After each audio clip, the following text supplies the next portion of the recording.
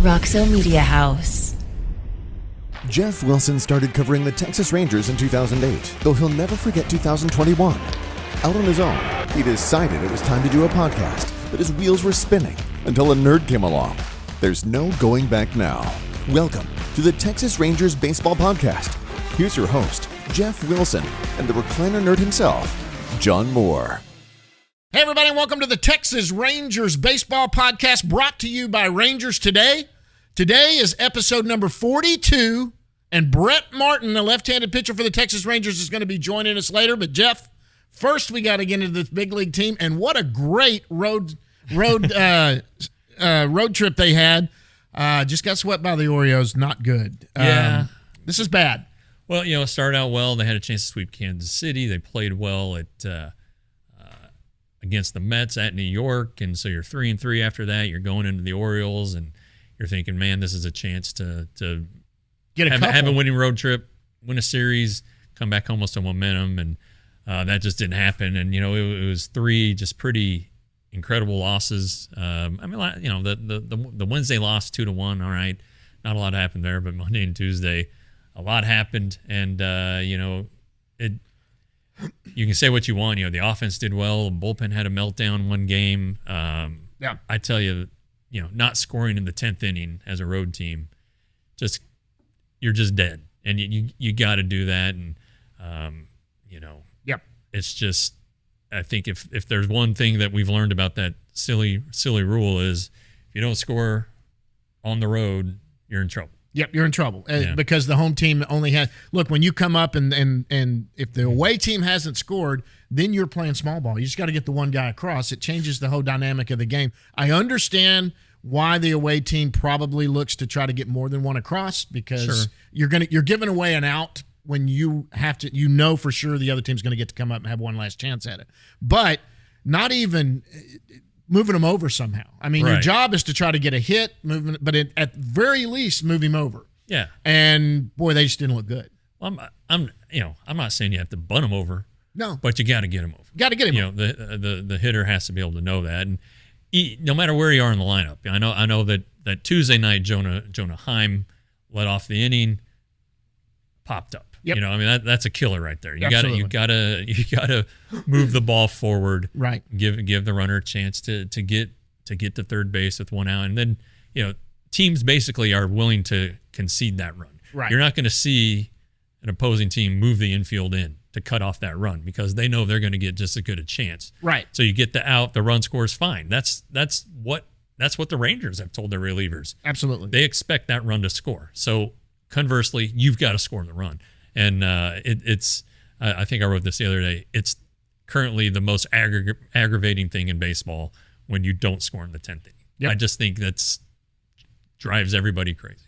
Yeah, because in any situation, going forward, if it was the 8th or the 9th inning and you get the leadoff batter gets on second base with no outs and you're tied going into it as an away team, you're probably going to small ball it then. I mean, you're going to try to get that run across, do something to do it, because then they don't start with the runner in the 8th or 9th inning with the runner on second base and have the free runner. Yeah. It changes the whole dynamic, but man, it's so important to get that guy across. Some way or over, he's got to be at third base after that first batter. I agree. He's got to be there, and the Rangers did a poor job of doing that. And then even when what they did before that, coming back, going down, coming back, I mean, it was a back and forth in both of those two games. Two winnable games that they lose. Yesterday, you lose 2-1. I mean, look, that you were behind from the beginning. You came back. You gave yourself a chance.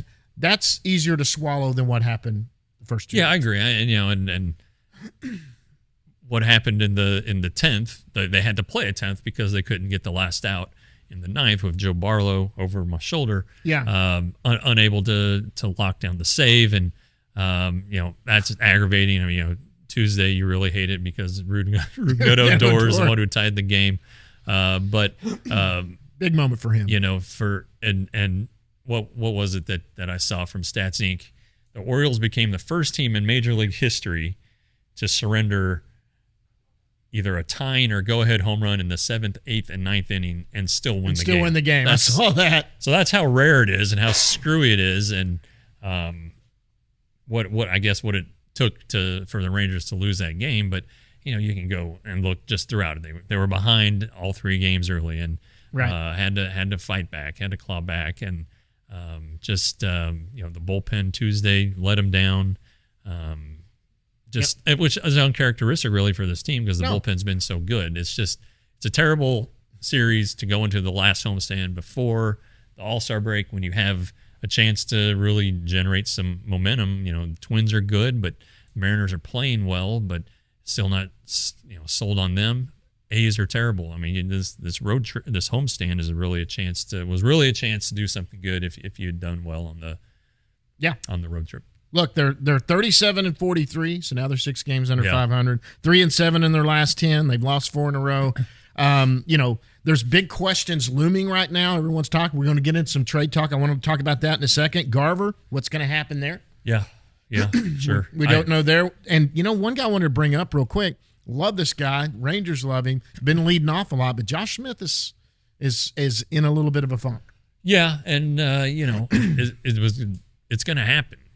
These young hitters get figured out pretty quick, right. and it looks like his issue is the breaking ball. You go back to that Royals game on last Wednesday, the Greinke at bat early in the game, the curveball kind of flustered Josh. I think throughout that game, you saw a lot of curveballs those next 6 games, and right. I guess he didn't play Wednesday, but the next 5 games he saw a lot of curveballs, and he has to make an adjustment back, and that's the challenge for a young player. And do you keep that at the top of the lineup? I know it's been 9 games, 10 games that he's been doing this.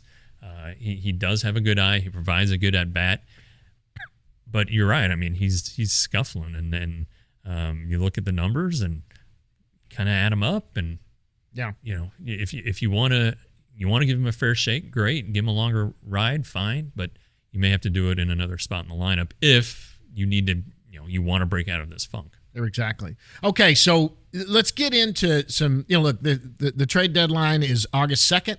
Yep. That's when that's done. Obviously, everyone's trying to wonder what this team's going to do. Could they be sellers? Could they be buyers? Are they going to stand pat? What are they going to do? I could see all 3 happening. I don't see big sellers. You brought up some good points of people that could be moved. This guy right here might be a valuable asset for somebody. And it's really like you said, do the Rangers plan on him in the future? Because if they don't, maybe he is somebody they look at. Sure.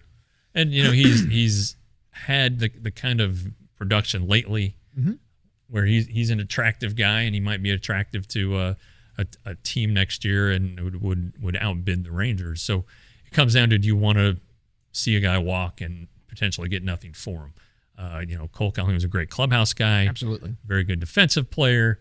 Has the power. He could help a contending team fairly affordably. The Rangers are only paying him, I think, $5 million this year, or 5.2, I believe. Yeah. So by the time he gets traded, it'd be about $2 million that a team would have to pick up.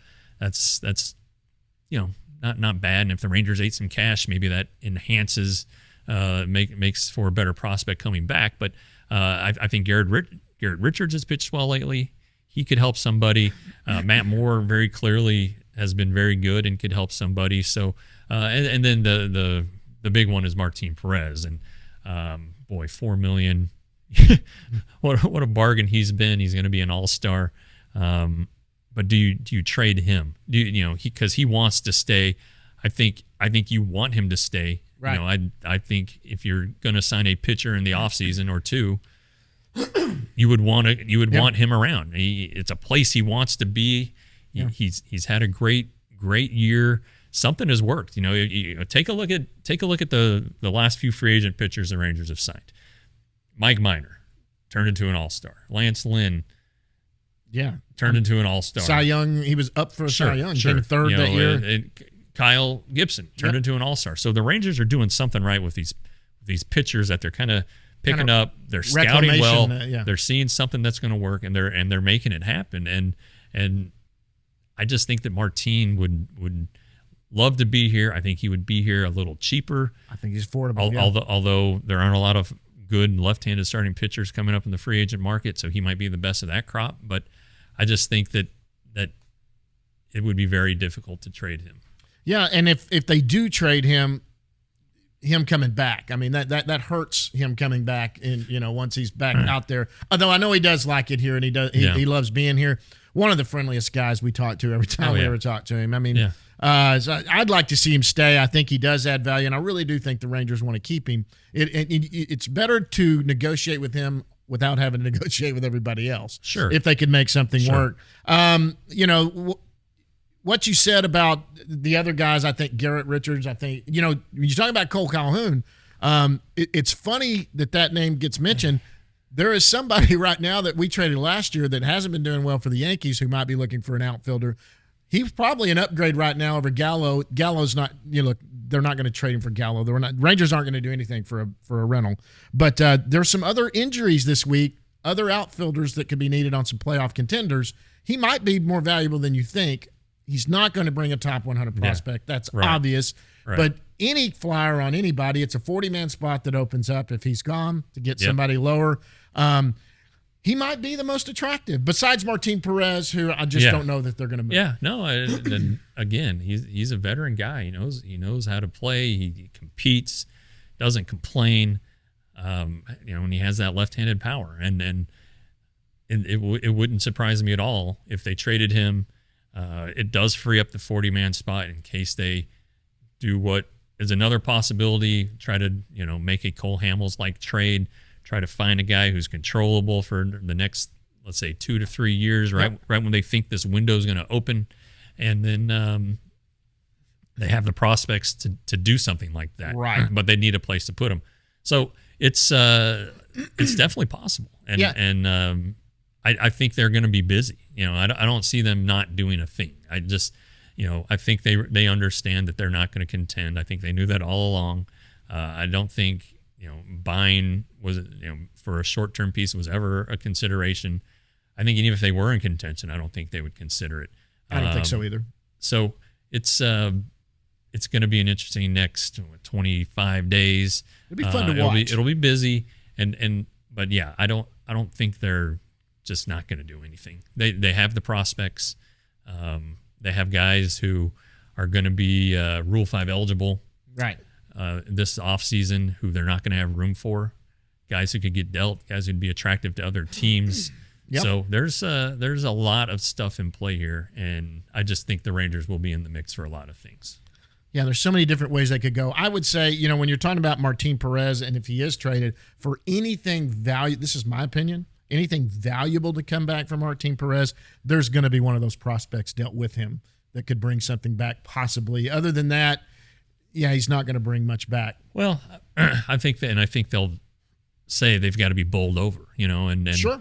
Last year when the Gallo trade was made, you look at it, it was 4 prospects, but none of them were top 10 Yankees prospects. No. Which I guess speaks to the depth of the Smith Yankees might have system. been in their top 10. I don't think so. I think he jumped into the Rangers top 10, he and Duran.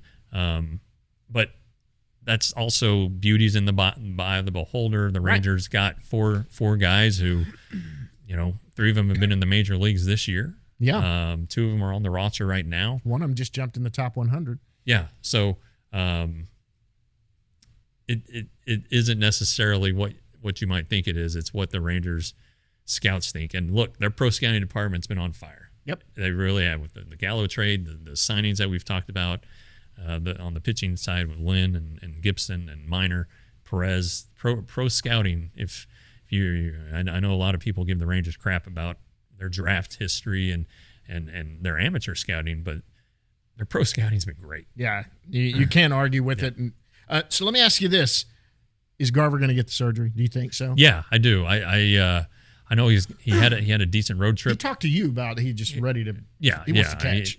It's driving him crazy. Yeah. Now it was a frustrating time for him because his elbow was sore. He was coming off the COVID list. He didn't have a buildup, so it got hot and got inflamed and was hurting him. But it was the mental thing. That's the thing that stood out to me. He's like, the pain, okay, but it's he wants to catch, and if he wants to be the best player he can be in his mind, then he needs to have the surgery now.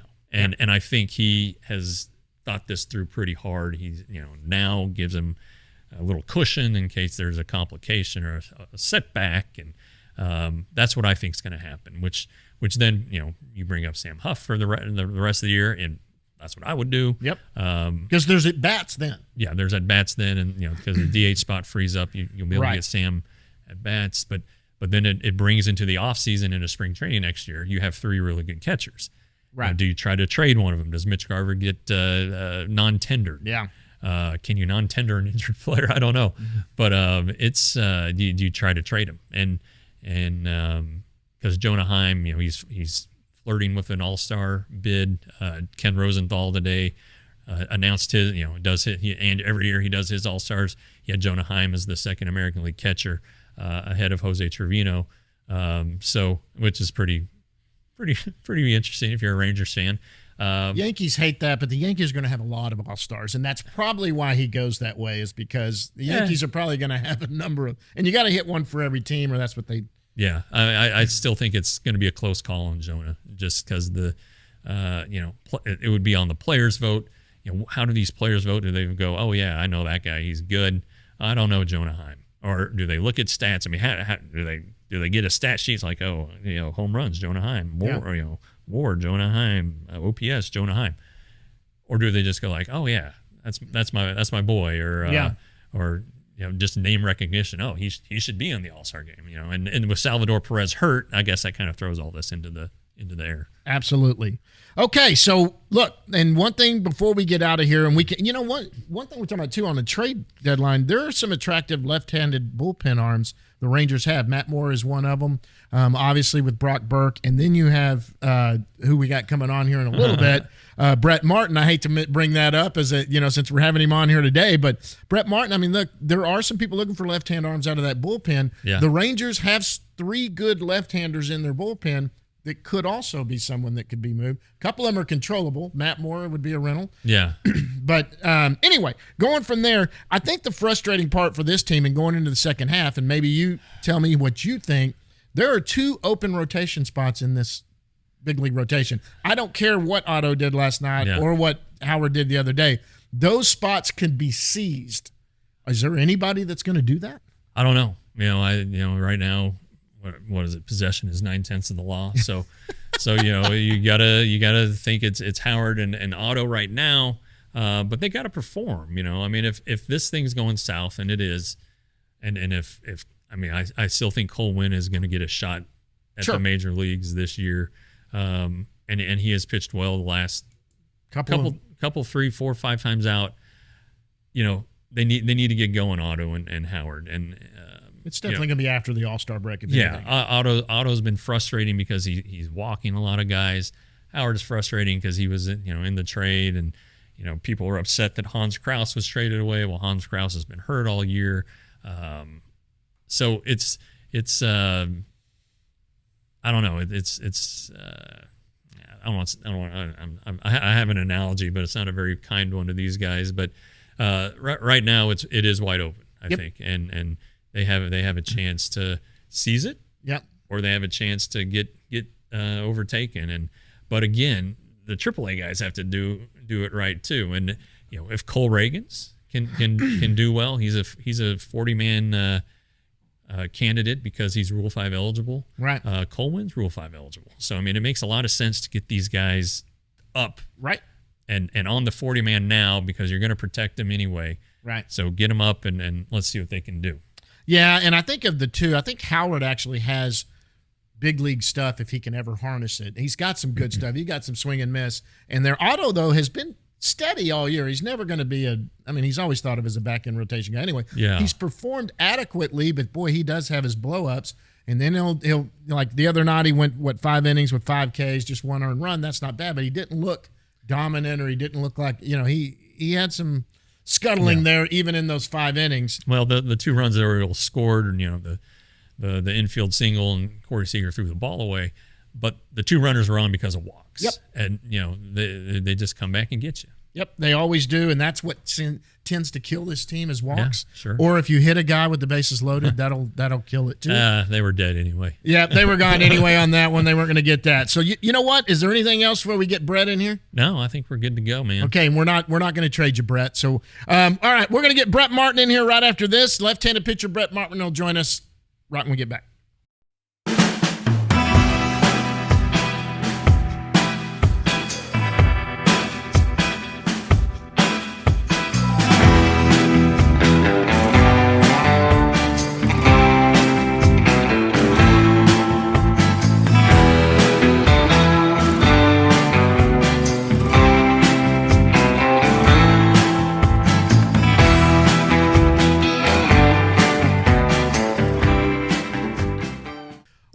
And joining us right now from his home, and I'm not going to disclose where his undisclosed location is, it's Texas Rangers left-handed pitcher Brett Martin. Brett, thanks so much for Jeff. It's Brett. Brett, thanks for joining us, buddy. Yeah, thanks for having me. Appreciate it. Yeah, hair looks great, man. I know you had to get a haircut and run some errands this morning, but yeah, people forget. People forget. Baseball players have stuff to do too. They got errands to run. Yeah, normal life things sometimes. Just groceries, stuff like that, So you don't let who's the barber? Chris at the ballpark doesn't do your hair? No, every time I try to get it done, usually people hop in front or it just kind of takes a while. So, and I usually got other stuff to do, so I'll just go get it on cut them on. Do you go to Great Clips, or do you go to like a traditional barber? Yeah, a traditional barber. There's this guy in Colleyville. He's about 10 minutes from here. I go see him. Okay, all right. Yeah, we started going. My son and I started going to a cute little barber shop in Mansfield. It's awesome. They're like all ex-military, and they cater to like children with disabilities. My son's not one of them, but it's just a neat place. But I tell you what, they charge like $30 for a haircut, and I like them a lot, and I'm going to keep going there. But I can just go to Great Clips for $12 and get a dang crew cut, and I wear a hat anyway. Hey man, my barber sleeps with me at night, so I got it made. So my wife cuts my hair. When she was trying to learn how to practice on the kids, when we're in barber talk now with Brett Martin. Good, it's good stuff. Now she does my hair because I'm like, doesn't matter what I look like. You're the one that's hitched to me. So if I look bad, it's on you. Well, Brett's a pro, man. He's got people to see and places to go. Whereas he's on TV. I'm not. So of course he's always wearing a hat on TV, just like us. So, all right, enough of that. Hey, how's everybody doing after that dang Baltimore series? I think we're good. I don't know. I think kind of just me personally just kind of I don't know, mad about it. Yeah, but like angry, like I want to just go back out there and like the next team we play, just crush them. But I think everybody's feeling the same way. Just kind of like, all right, whatever had happened, we'll forget about it. We're going to move on. We're not going to let it stop us from what we're trying to do here. You guys are off today, so that. But usually the good thing about baseball is you always get a chance the next day to go out and remedy yourselves. And it's not like you guys played terribly.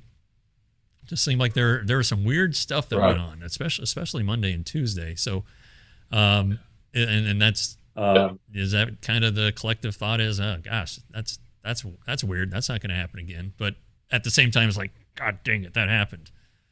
Yeah, I don't know. I think that's just baseball. Yeah. It's just that's be sometimes.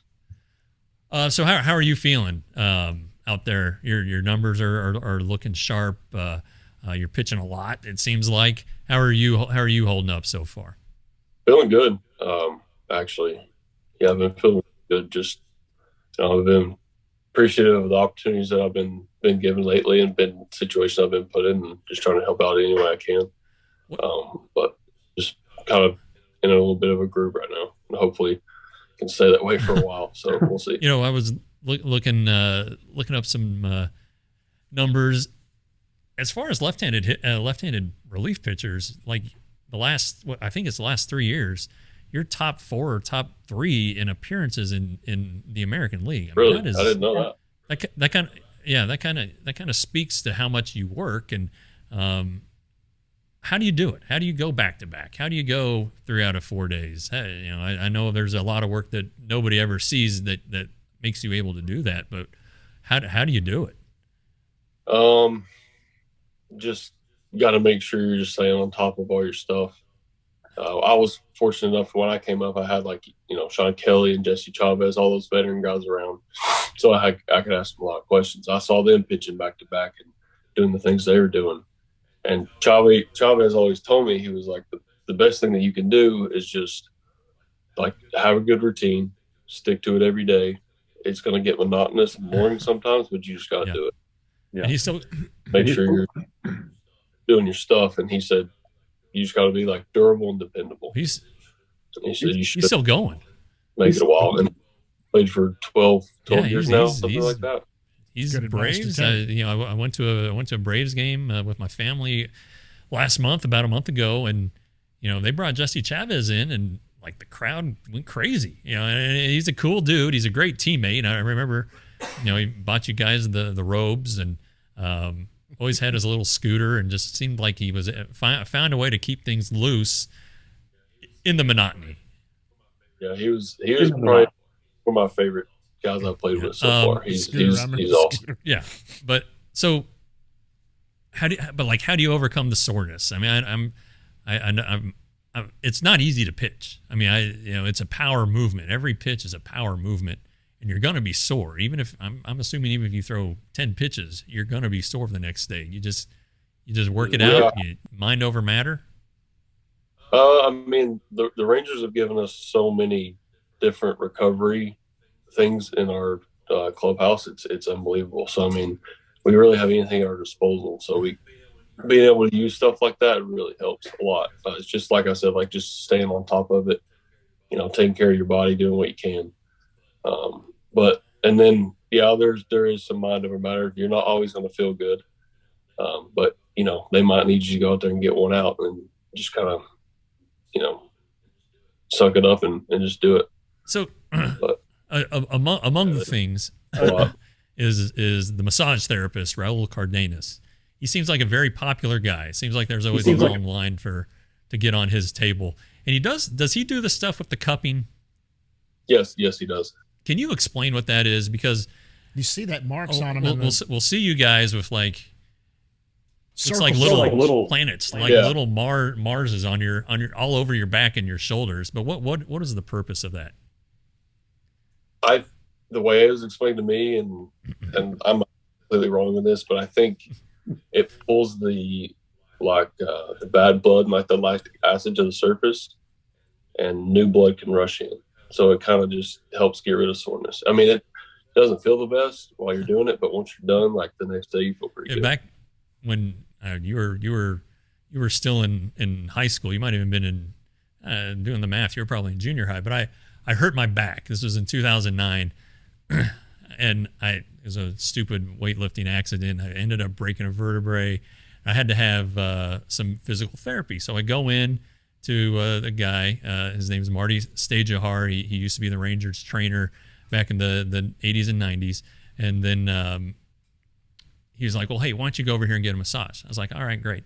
And the guy put me down, gave me a big sports massage. Probably one of the most painful things. I think it hurt worse than the actual back. I was so knotted up and tight. Well, it turns out it was Raul. And it was before he started working for the Rangers.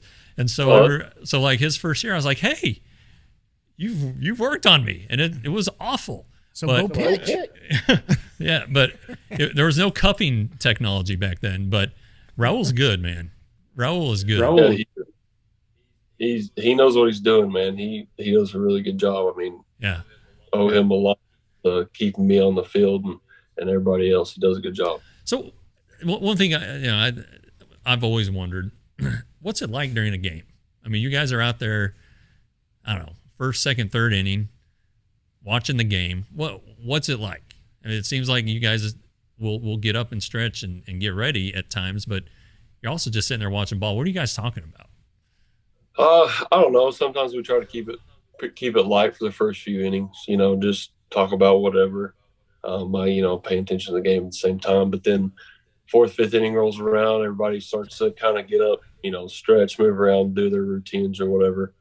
And that's when we kind of start locking it in, kind of get into game mode and get serious. And then whenever the first phone rings and the first guy goes, starts getting loose, and it's like, all right, it's game time.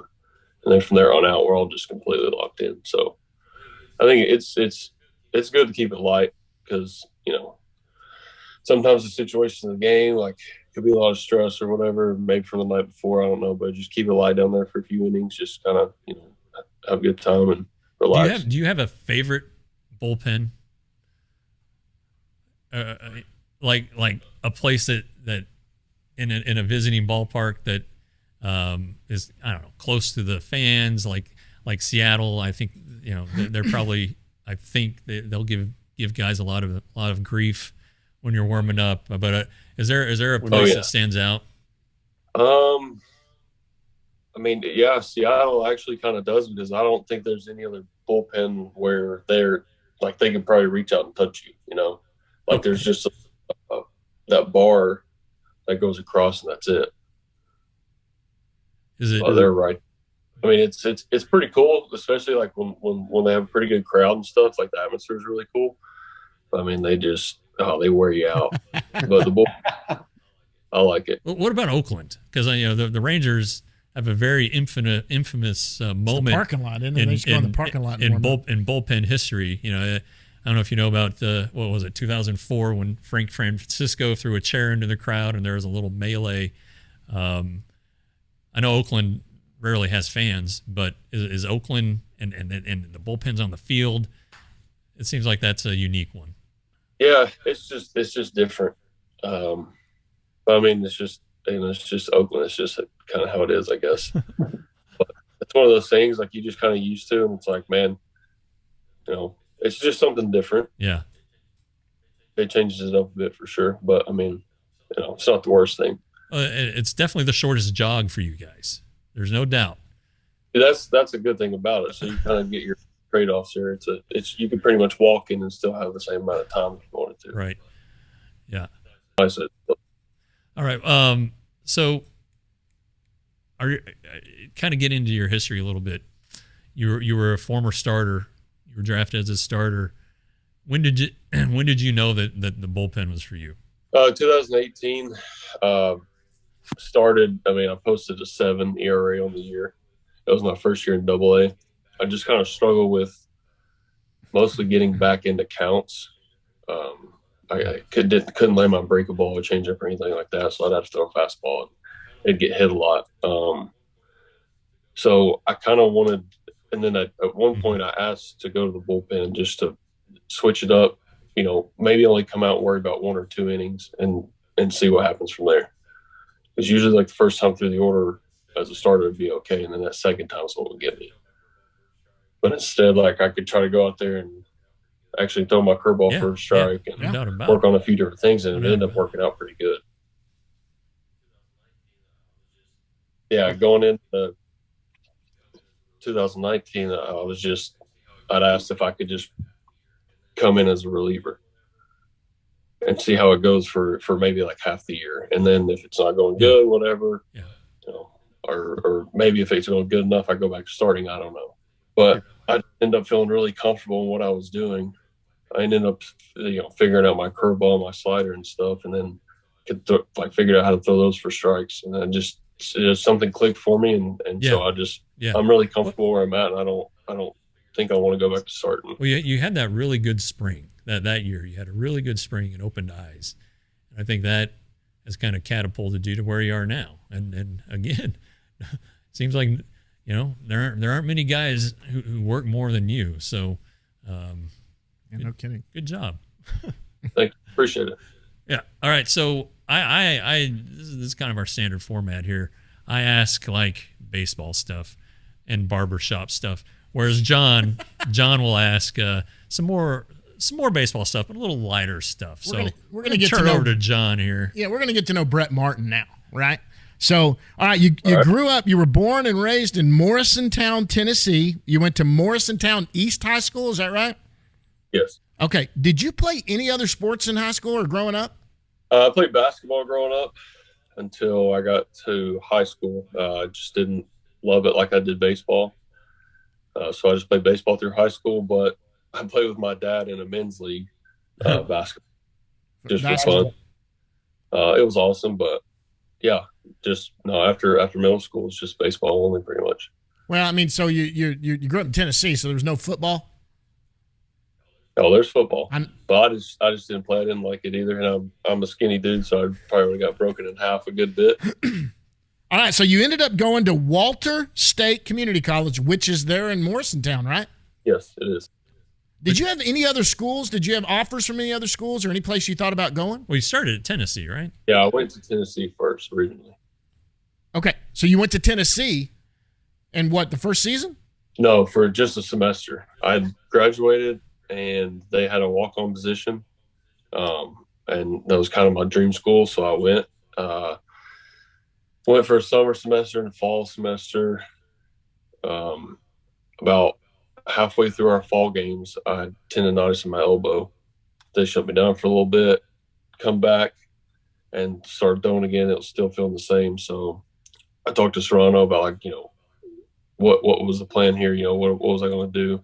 And he said they were going to redshirt me, and then I could be good for the next year. But, I got like a second, or, talked to a different doctor about tendonitis. He just said just take some time off, like a month, and then could probably start throwing again and be fine. So that's what I did. I finished out. I got let go from the team in October, and I was just a regular student for the rest of the semester, which is pretty cool. But I started throwing again in probably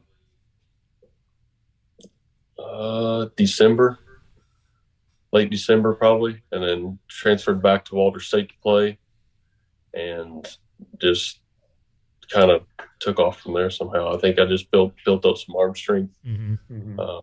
The pitching coach that's there now, he was the one that kind of got me on this throwing program, and I mean, it worked out. My velo started to creep up from 88 to 90 and on up to 4.5 by the end of the year. Wow. Okay, so you're drafted in the 4th round by the Rangers in 2014 out of Walter State Community College. How did you find out? You weren't a first round. How did you find out you'd been drafted? Chris Kemp was the area scout for the Rangers at the time, and I believe he's with the Padres. I'm not sure. He might. I can't remember. Anyways, he come to town, or he was watching us play. Or maybe I'd seen him before. I think he came and seen us play before, and then said he was going to come back around, like around draft time, because I guess the Rangers were pretty interested. So he comes back, and it was on draft day and going back and forth. And then he said he got a phone call saying they were going to take me in the 4th round. I said, okay. And he just out there and watched it with me and my parents at home. It was pretty cool. He was with you? Yeah, he was. Cool. That's cool. So this is a fun question I always like to ask too. So when was it him the first time you ever thought you might actually have a chance to get drafted? Did you have scouts looking at you in high school, anything like that? When was it you first thought, hey, scouts are checking me out and I might have a chance to play pro ball? No, it wasn't. It wasn't even in high school. I was, an average, probably, average lefty pitcher in high school, throwing 80 to 83 or whatever, but not really impressive anything. So when I got to Walter State and later in the spring, we played in a few tournaments, especially towards the end of the year, and there were a lot of scouts there. And I think I just got in front of the right people at the right time. And then I feel like a few come up and talk to me, and then a few more, and I was kind of like, well, maybe there's something here. So, well, there was. Obviously so. Did you have any inkling at all that there were other teams that might potentially take you, or did you were the Rangers the big focus? No, I mean, I just, there really wasn't that much interest.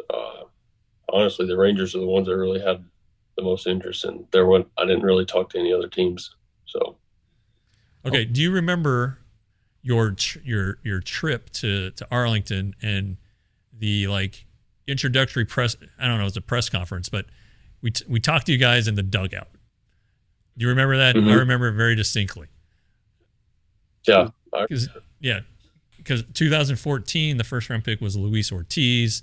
They did him separately, but then Josh Morgan, I think, was in this group. Was that Tyquan Forbes also? Yeah. You guys were sitting there, and I mean, your next stop was Arizona. I mean, it was like this is a layover going over. It was like pass your physical, sign your contract, get showing around, and then boom, you're gone. Seems like a whirlwind. I mean, how fast does that come together? I mean, I think it was within 3 days I was in Arizona. Yeah. Wow. And it was pretty much one day flight to Arlington, I think. Got there, and then that next day signed, stayed the next night, and then flew out the next day. Yeah. Well, so you made your major league debut on April 19th, 2019. How did you find out you were going to be a big leaguer? When I was in AAA, the manager called me in his office, and he said, we're not going to be needing you here tonight. And he was like real serious about it. I'm like, what are you talking about, And he was like, because they're going to need you in Arlington. You're going to the big leagues. And it was just like, I couldn't believe he was, you know what I mean? It was just kind of one of those things. It was like, is this real right now? Who was your first call? My wife. Your wife? It was actually, because we played in Nashville. So that's only 3.5 hours from where we live in Morristown. Right. So he was driving up for the weekend to stay with me. And I called her and told her, you're going to turn around and get on a plane instead because we're going to Texas. And she was like, screaming, couldn't believe it. It was so cool. She was driving when you called? Mm-hmm. She left. Did she pull off? I hope she pulled over. I mean, that's pretty big news. I mean, I don't know what I might have fainted. Golly. It's bad if she's pulling right up to the stadium. She's going, I'm in the parking lot. I'm pulling up. Well, you need to turn around and go back because we're getting on a plane and going to Tennessee. Or going to Texas. Did you make your debut in Texas? I did, yes. So, okay. Okay, now we're going to do some other stuff outside of baseball. What is it you like to do outside of baseball? Do you hunt, fish? Do you play golf? What do you like to do? I fish and I play golf, especially when I get home in the off season. Me and my buddies will go play a couple times a week. I mean, I'm not even good, but I just like to go out there and hit it. It's like that one shot that's always nice and pure, makes you want to come always back. Brings you back. God, that is such a good... Usually on 18. Yeah. yeah, exactly. But we just like to go out there and play and just hang out. But I fish too. Me and my dad will fish. My brother will go with us. Mostly fish. I've duck hunted a couple times. I really enjoy it, but it's just not that good kind of where I live. So that's an early morning. You got to really enjoy early hunting. And it's cold. Yeah. I'm just not I've never been a big sportsman, although I love to fish. You and I talked about it here on the last homestand. We went to Tennessee but man, I think the thing that turns me off about hunting is you got to get up early and it's cold. Mm-hmm. If you could go out in the middle of the day, maybe, I don't mind the heat, but golly, I like my sleep and I like being warm. So those are hunting's pretty much out for me. But fishing, I'll go fishing with anybody. I love all day long. Yeah. Yeah, I love fishing. I don't even care if I catch anything. It's just being out there is what's the best. What's like your biggest fish? I mean, or one that comes to mind that I like to catch. No, like the one you've landed that like you're like, holy cow, I'll never catch a fish like this again. I don't know. I've caught a couple catfish that were like probably 30 pounds. It's big. That's a fight. Pretty big. Yeah. And then I've been fishing like inshore before. Mm-hmm. Yeah. Went on vacation and caught a couple just small fish. I don't really know what they were, but I mean, it was just cool to catch something ocean different, fish. Yeah. Yeah. No, it is. I mean, I probably until this Tennessee trip, my best fish was a flounder, and flounders are weird because they're like pancakes. Yeah, they're both their eyes are on the top of their head. Apparently, I didn't know this, but like, you don't catch a flounder based on weight. That's not. It's the length. Yeah. I think. Right. And I caught one that was like 29 Right. inches, and my dad was like, "Hey, look at what my son just did." I was like, "Okay, That's say so." dinner. Yeah, and the flounder's good. That's good good. eating too. Yeah. Speaking of food, I always get into the food with people. What type of food is your favorite kind of food? I just like steak and potatoes, stuff along those lines. Just Oh, boy. keep it. Okay. What about fast food? You got a favorite fast food joint, maybe in Texas or back home where you're at, that it's your go-to if you got to get something quick? I like Chick-fil-A pretty good. Yeah. Everybody likes does. Yeah, everybody likes Chick-fil-A. That's What about probably- Bojangles? Are you? I know Bojangles is regional. Are you a Bojangles guy? I am, yeah. Yeah, they got What is those. that, a hamburger joint? Well, I think they're known for their biscuits, but it's Got it. chicken, I believe. So now, are you a burger guy? You like burgers? Yeah, I do. So are you, the big debate, is the In-N-Out or Whataburger. Have you had both? What's better? I've had both. I like the Whataburger. You don't like the Whataburger? No, I do like Whataburger. Oh, okay. Oh, All right. you do. Look at him endearing himself to the Texas fans. In-N-Out's good, though. I do like In-N-Out, but yeah, Whataburger.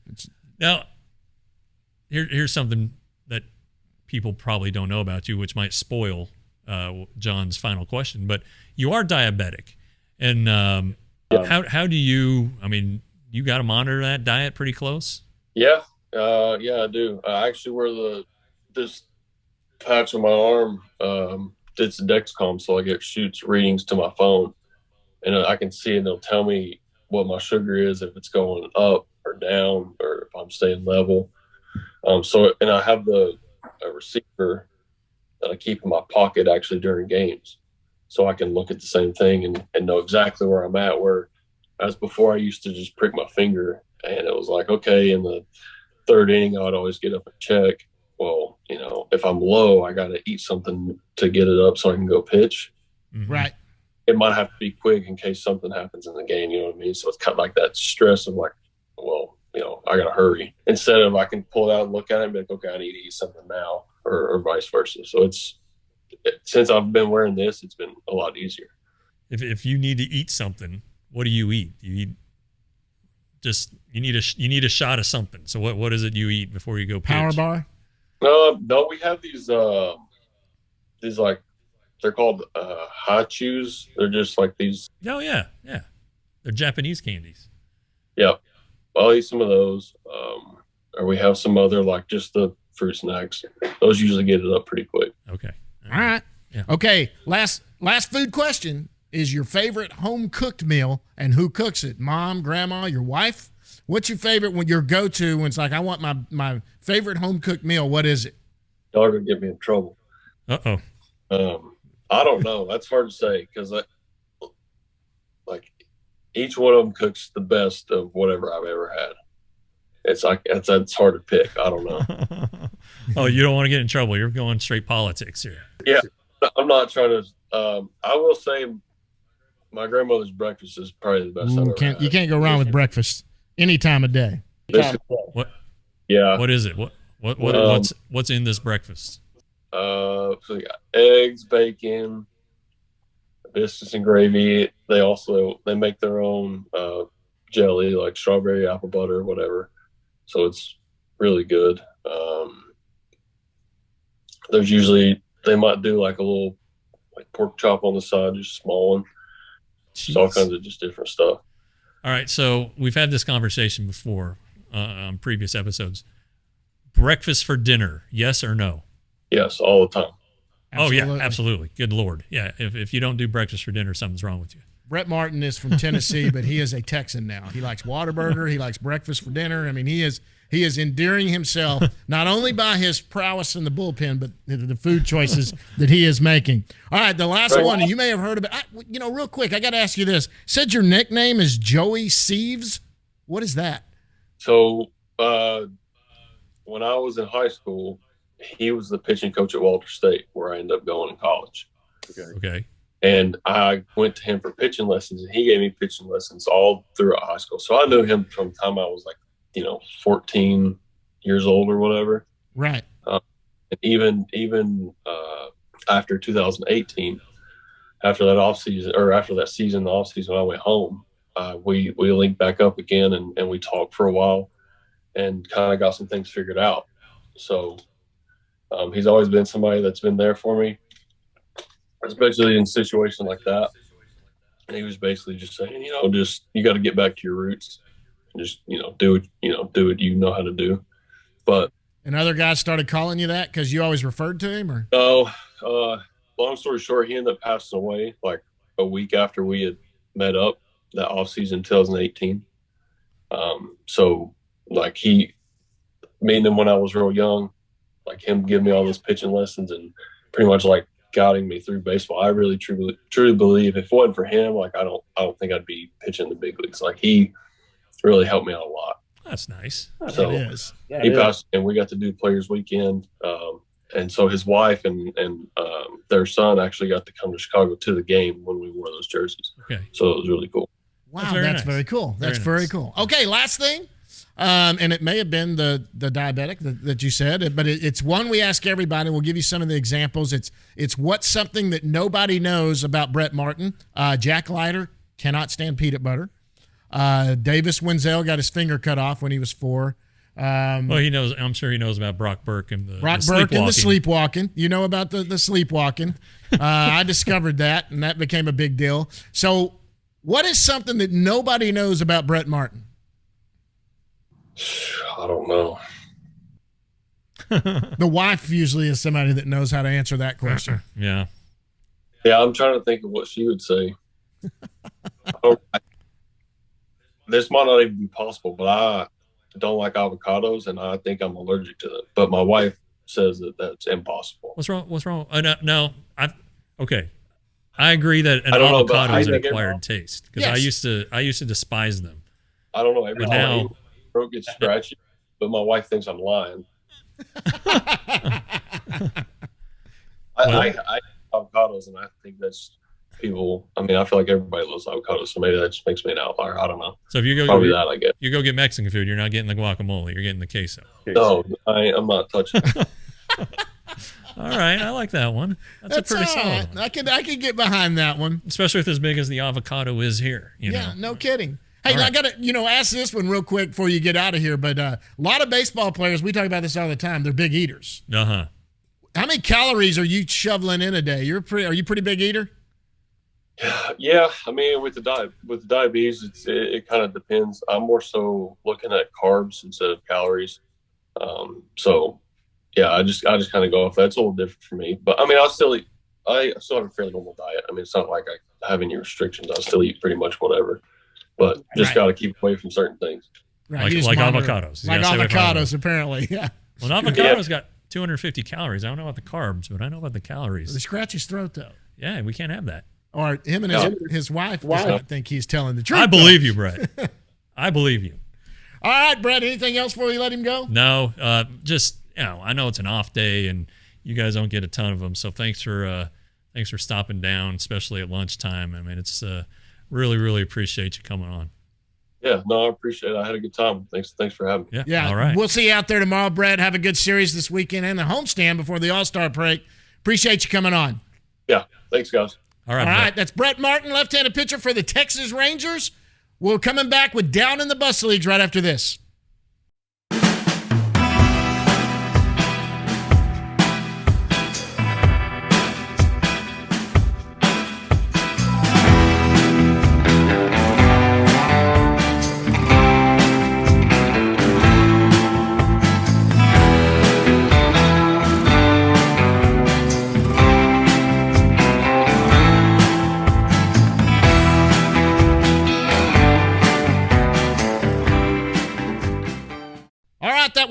That was Brett Martin, left-handed pitcher for the Texas Rangers, joining us there. Thanks, Jeff. Now it's time to go down in the bus leagues and talk about the minor leagues. We always start out at the bottom and go up. Before we go any further, we got to talk about the top 100 prospects. Okay. And what happened? Rangers now have 6 in there. MLB Pipeline, they have 6. Jack Leiter, Josh Young, Ezekiel Duran, Cole Winn, and then the new one, Owen White. But we're skipping. That's only 5. That's only 5? Who are we? Oh, Foscue. Yeah, Justin Foscue. So he's in there at 63. So, it's obviously a very good sign when you have 6. I'm not lying. The Rangers could have 8 or 9 here in the next couple months. The draft, the third overall pick is going to be a top 100 prospect, maybe a top 50. Yeah, and then you're going to have Luis Angel Acuna, Evan Carter right there on Dustin the edge. Harris. Sure, there are a lot of candidates, and I don't know how these guys come up with their lists, and if they don't want to, go too heavy with one team. Right. Try to spread the love out a little bit. One team doesn't need to have 10% of the picks probably, but I mean, the Rangers really have a good farm system. Well, they weren't afraid to go there a few years ago when the Padres would have 8 or 9 in there. Yeah. And this is legit that the Rangers have that. We're going to start out down at the lowest level. That's the Down East Wood Ducks. They're 39-38 overall. They've started their second half, 6-5 in the second half, 5-5 in their last 10. They've lost 1. Hey, Mitch Bratt came on That's with right, us. man. And did you see what he did afterwards? Yeah. 9 strikeouts in 5 innings, no earned runs. Yeah. No, he actually. That's why you need to come on this show.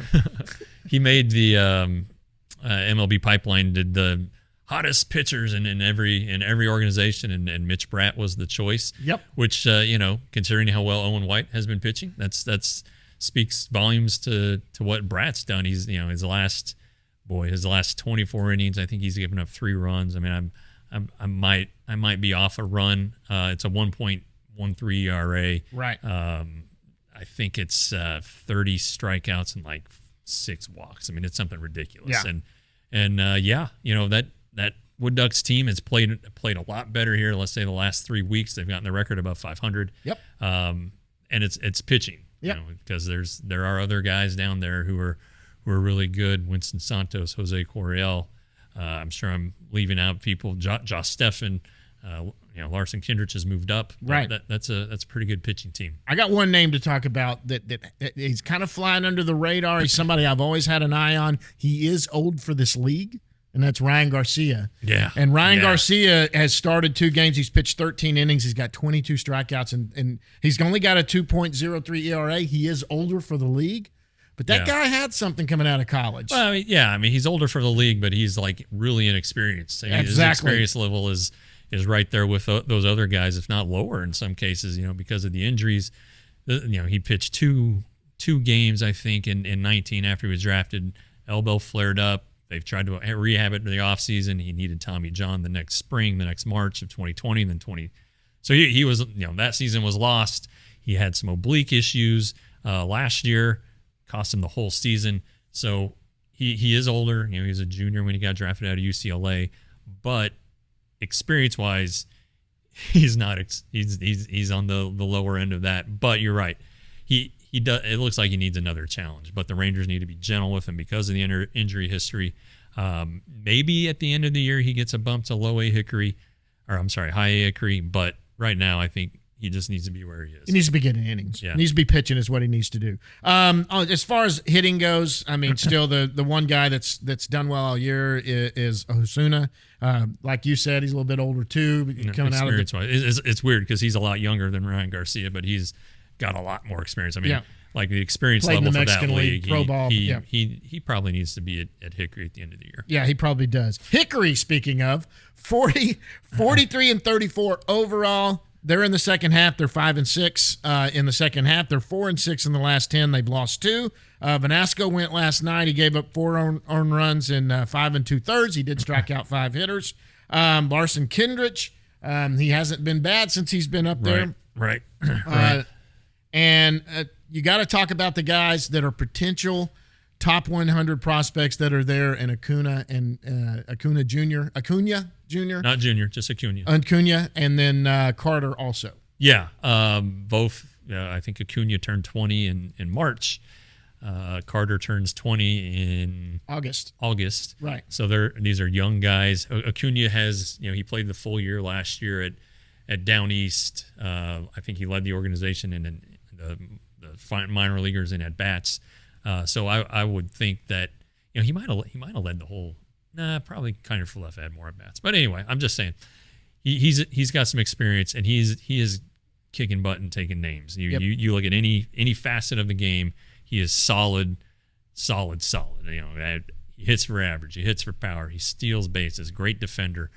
He's Double A is in his future. Yep. I don't think there's any question that he'll be a Double A at some point. And as a year. young Double A, they did the last young Double A or shortstop, middle infielder like that was a guy named Elvis Andrus who got up to Double A, only 19, 20 years old and did well there. Acuna is something else. I mean, the numbers are pretty eye opening. They are, and then considering who his brother is, you would think there'd be more hype about him. He did miss the first month. I don't know if that had something to do with it, but I don't know. I think this guy's got potential to blossom into a top 100 guy. Carter, I think he is a top 100 guy in Baseball America's list. They've got to be third in the Rangers organization. Yeah, so, I mean he's young. We talk about him a lot. I don't know that he's going to get promoted though. If it does, it's going to be very late. He only had 100 at bats last year. Right. He needs a full season. I don't know that a move is in his best interest. Maybe it is. There's no real need to rush him though. So we'll see how that one plays out. But he's doing very well. I think if you look at their outfield mix, I would think Aaron Zavala might be the guy who gets a promotion ahead of Evan Carter. He's older. He's older. He's a college He's guy. older. He's performing well. Terrific strike zone judgment. The power is the power is the question I think with him, but I think if he expands his strike zone a little bit and learns what he can handle out of the zone and drive, I think that'll help him. But I would think that he's got a chance for a promotion. Yeah. Absolutely. And Carter, if Carter just tears up the second half of the season and he's just obviously needs a bigger challenge, but you're right. There's no need to push. He's 19 years old to push him up there. Yeah. Okay, let's go down to Frisco, 41-36 overall. Frisco's 5-3 in the second half, 6-4 over their last 10. They've won 3 games. If White's going to go tonight, White has done well since he's been promoted. Very well. He goes tonight. Leiter going to go to the future game. Yeah. Okay, Owen first. He was the Texas League pitcher of the week. There he is in a Hickory uniform. I don't have a Frisco picture of him yet. 5 1/3 hitless innings. He did something that with his left ankle he had to leave he didn't have to leave the game. They did out of precaution. I talked to him the next day, and he said it was no big deal. Obviously, it's not a big deal because he's pitching on turn. Yep.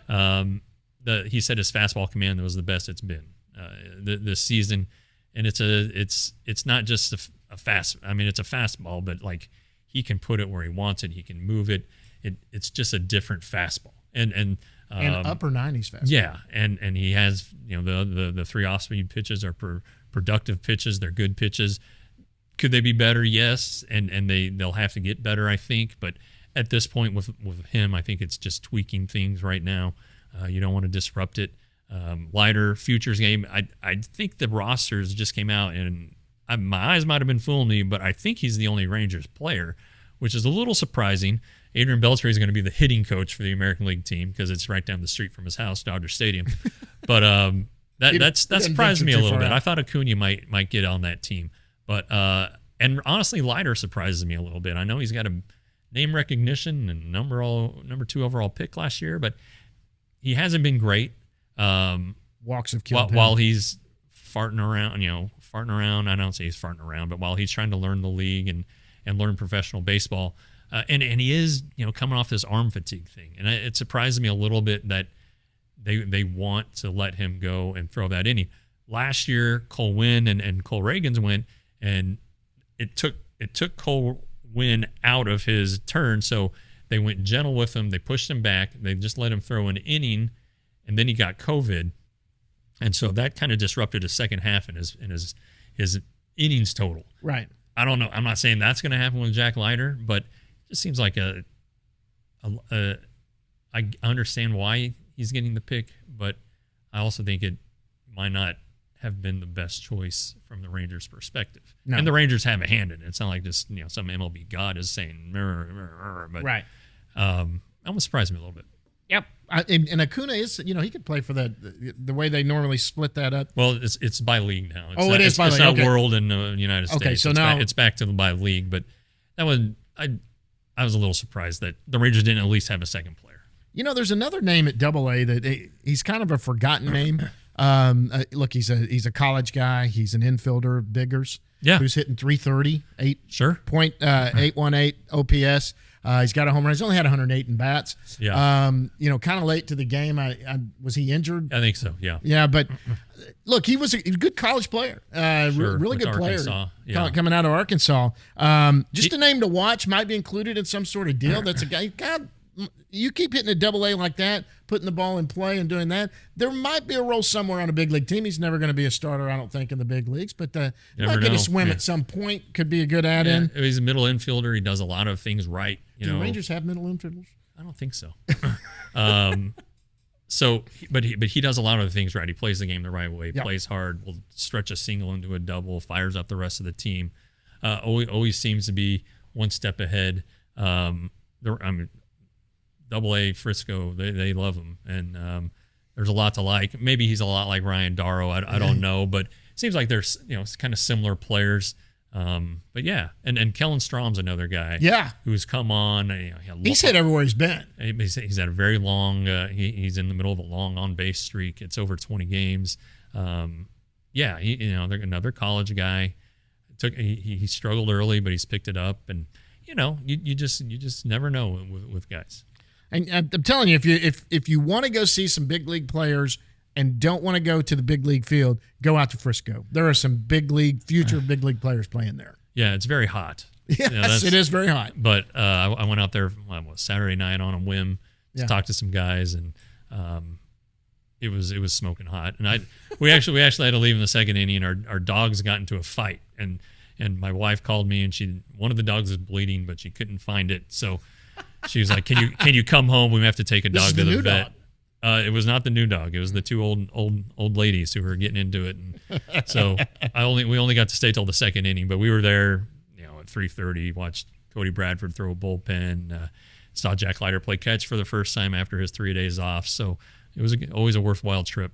Yeah, it's worthwhile to any of you guys. Get out there. The bullpen's right there. You can go watch these guys warm up when they're starting. You get right there close and do it. Yeah. Look, they don't sign a lot of autographs right there when they're trying to get ready. But you can get close, get some video. It's fun to do. Yeah. All right, let's go to Round Rock. Highest AAA team, highest in the organization. They're 43-37 right now. 7-3 out of their last 10. They've won 2 in a row. Mm-hmm. If you're going to talk about anybody there, you're probably looking Wynn and Reagans as far as pitching going. Sure. Those two guys. Alexi pitched 3 scoreless innings last night. He has struggled, but he came in he came in second. He didn't start the game. He came in second. That's I don't know. Interesting. Duran's only hit 154 since he's been sent down. I won't worry about it. He's playing center field. I think that's his project right now is learning how to play the outfield in case the Rangers need a guy. And Bubba Thompson had an unbelievable week. He hit over 500. He's got 38 steals. He leads baseball in stolen bases. He's only been caught twice. He's hitting for power. Another guy who's Rule 5 eligible. The Rangers didn't protect him or Reagans last year. Right. I wonder if that's going to change. But when you talk about guys who've needed to show improvement in the farm system the last couple of years, he might be at the top of the list. After what he did in 2019, it was miserable. Yep. Since then, he's been a really, really good player. He may not play every day. He's always going to strike out a lot. He's even cut that down here the last month to 6 weeks. He plays great defense, so he could be a winning guy. I mean, he would be a very handy fourth outfielder. Absolutely. Come in late for pinch running. He steals a lot of bases, plays great defense. Sure. And has some power when he barrels something up. Can spell somebody and start once or twice a week. You don't have to worry. He is. I always think of someone like Craig Gentry, who was so fast and to come in. And when you're looking at, I love Charlie Culberson. I like him. Such a nice guy. He's always friendly, always talks to the media. Is really good. But let's be honest, Charlie Culberson on the bases doesn't scare you as bad as Bubba Thompson on the bases. Yeah, and when you're not as worried about you want to get him some ABs, but when you see that his potential may be as someone like an Owen or like a. Well, I mean, Craig Gentry was a pretty key part of some of the best teams in Rangers history. Absolutely. And Bubba's more of an offensive threat than Gentry ever was. And Bubba can bunt, so could Gentry, but I mean, Bubba's got a chance. I think a National League team would swoop him up in a heartbeat in the Rule 5 draft. Yep. He's just a good fifth. You can hide him on your roster easy. Yeah, he'd be easy to hide. Yep, absolutely. Well, guys, I think that's it. That pretty much covers. Anything else you wanted to cover before getting out of here? Well, we need to remind people to subscribe to our YouTube channel. There's a button. It's on this side. Hit that button down there. You need to hit it. Rangers Today. Rangers Today is still $5.99 a month, $60 a year. Haven't gone up in prices, despite the inflation and everything. Like gas prices. We're not going up. So look, nobody covers the You're minor. not gouging. That's right. Nobody covers the minor leagues like Rangers Today. It's just fact. I mean, it really is. And then we've moved over all the stuff from Substack, all the old Friday on the Farm features, the major news from the last year involving the minor leagues. So if you don't give two craps about the major league team right now after that Orioles series, but you want to know about the minor leagues, we're your place. Yeah, absolutely. Speaking of, TR just put out another one with Buck Showalter the TR's memoirs, which are they're just fantastic. Right. Have you ever been to the little dive bar he talks about in Yeah, Seattle? went one time. It's gone now. It's now a high-rise condominium building. But What? We went one time, and okay, we'll mark that off. That's where I was going to go if I went on a trip to Seattle. It's gone. It's gone. The Alki Tavern is no more. Oh, goodness. That's a great read, guys. Buck Showalter, the only manager that actually met TR out for a beer, was a great story. Yeah. But you got to go read it. Got to go join. Rangers That's right. Today, $5.99 a month, $60 for the year. So worth it. Absolutely. All right, guys. Thanks to Brett Martin for coming on. Jeff and I will be back here next week. It's Thursday. The Rangers get back in town tomorrow. We'll be both out there tomorrow night. You'll be out there all weekend. I'm going to be at a lot of games next week. The wife's out of town, so I'm going to come to a lot more games than that. Guys, thanks for being a part of this one. Until next time, we'll see you at the yard.